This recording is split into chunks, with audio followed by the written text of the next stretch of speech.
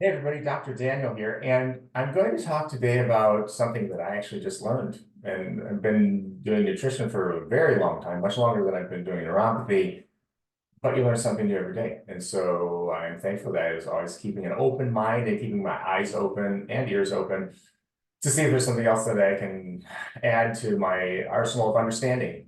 Specifically, I'm going to talk about resistant starches. And so, what are resistant starches? Well, I'll talk about something I noticed about a year ago, year and a half ago. I went through the gut health program that we do with my loving wife, and as a supportive spouse, go doc, woo!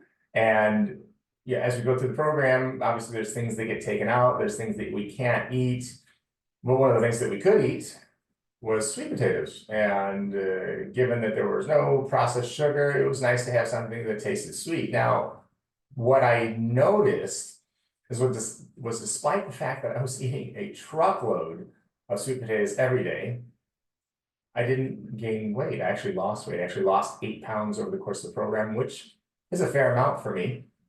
And I wondered why. I couldn't understand it. I'm eating a lot of carbs because potatoes are carbs, and I'm usually kind of a low carb guy, more of a keto guy. And it wasn't until just a few weeks ago that I understood what was happening because I saw somebody post something online in one of the social media platforms. So they aren't completely useless. There is information out there.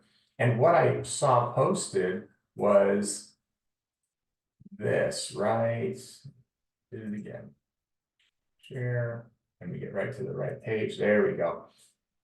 And this is a tale of two meals.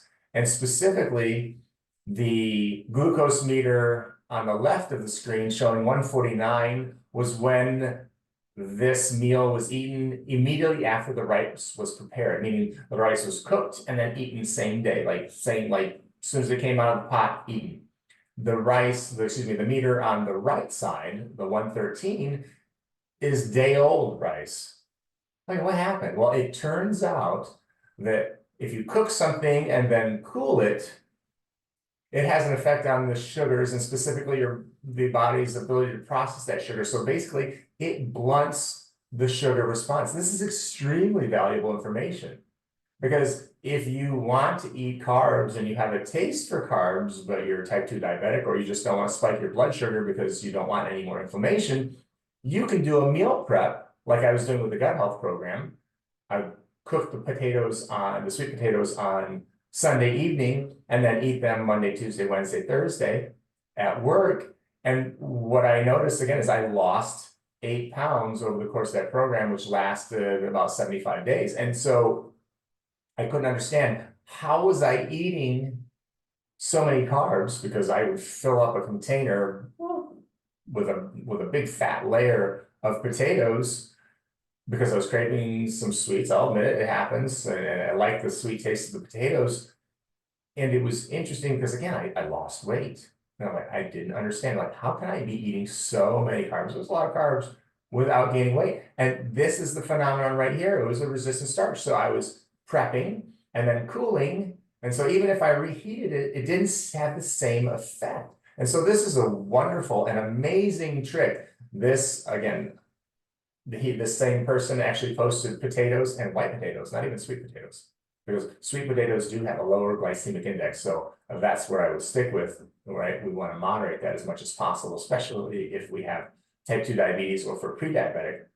But again, at the end of the day, this resistant starch thing is an amazing gift to us. And it gives us the ability to eat starches without seeing massive spikes. Now, granted, that doesn't mean we want to overdose and overload. Everything said, all things in moderation, absolutely. However, this is crucial because that's a 149, that's a 36-point drop in sugar.